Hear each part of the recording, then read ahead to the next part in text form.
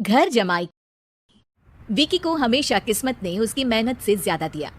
पैदा हुआ एक बड़े घर में, मुंह में चांदी की चम्मच लेकर, और शादी भी की एक उससे भी बड़े घर में, सोने की चम्मच मुंह में लेकर। उसे मेहनत करने का शौक नहीं था। एक शौक था, वो भी घटिया शायरी करने का। उसकी हर बात शायराना ही होती थी। जैसे कि एक दिन, दूर से देखा तो चांद पे दाग था, दूर से देखा तो चांद पे दाग था, पास से देखा साबुन का छाग था। ठोको ताली। अरे ऐसी शायरी करोगे तो ताली तो पता नहीं, कोई तुमको ही ठोक देगा। शायरी वो बिल्ली है जो किसी का भी रास्ता रोक दे, और क्या मैं किल हूँ जो कोई मुझे ठोक दे। मुझे तो आपसे बात ही नहीं करनी। मैं निकला था गाड़ी लेके, लेकिन दौड़ के जा रहा हूँ। मेरी शायरी कोई नहीं सुनता, मैं घर छोड़ के जा रहा हूँ। धीरे बोलिए जी, मम्मी पापा को पता चल जाएगा तो तुमको सच में तुम्हारे मायके भेज देंगे। सस्ते साबुन से मेरी कॉलर चमकी नहीं, सच में चला जाऊंगा, मेरी बात कोई धमकी नहीं। अगर शायरी ही सुनानी है तो सुनाओ, लेकिन कोई काम धंधा भी तो करो। मेरे पिताजी के पास बहुत पैसा है तो घर जमाई बन के खा रहे हो, और कल जा रहे हो ना अपने मायके, तो आज ही चले जाओ मेरी बला से।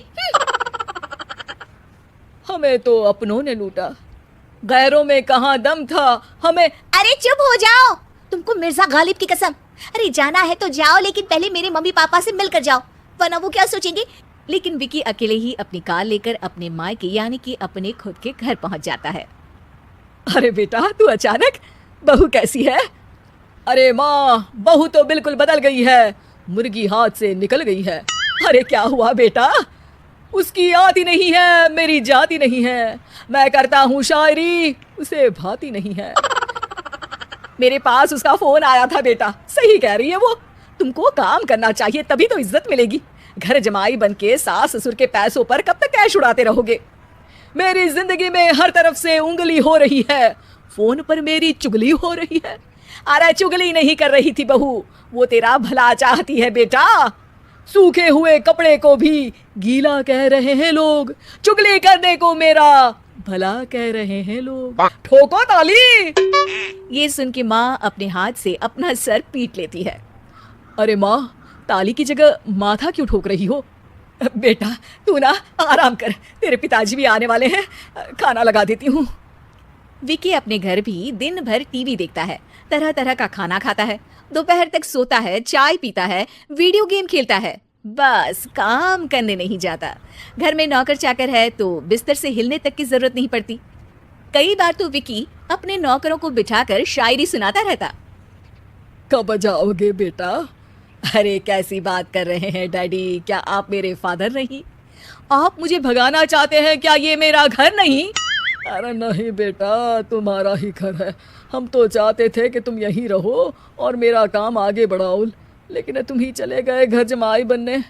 अरे मेहनत तो गधे भी करते हैं, मैं अच्छी किस्मत लेके पैदा हुआ हूँ, मैं घर जमाई हूँ, ससुराल का फूल गेंदा हुआ हूँ। ठोको ताली। पिताजी और माँ सच में ताली बजा देते हैं। ऐसा पहली बार होता है जब विकी की शायरी पर किसी ने ताली बजाई हो।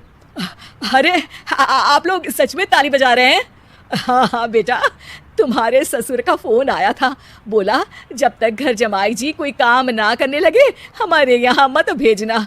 अब तू तो काम करने से रहा और तुझे रहना भी है हमारे घर में ही, करेगा भी शायरी ही, और बार बार ठोको ताली बोलेगा तो आदत डाल ही लेते हैं ताली ठोकने की। विकी उसी वक्त खड़ा होता है और बहुत गुस्से में सीधे ससुराल के लिए निकल जाता है। फिर से आ गए? लेकिन सुमन को देखते ही विकी पिघल जाता है। अब सुमन, आई एम सॉरी, आज से ना मैं सिर्फ शायरी ही नहीं बल्कि काम भी करूंगा। तुम अपने ऑफिस में बात कर लेना, कोई भी मेहनत का काम कर लूंगा। मैं घर जमाई बन के रहूंगा, लेकिन काम करूंगा और इज्जत से रहूंगा। मतलब सिर्फ तुम नहीं आए हो, तुम्हारे साथ तुम्हें अकल भी आ गई है। मैं अपने कारखाने का मैनेजर बनाता हूँ तुमको, कल से मेरे साथ चलना वहाँ। थैंक यू ससुर जी। थैंक यू से काम नहीं चलेगा, एक शायरी सुनानी पड़ेगी। है जरूर।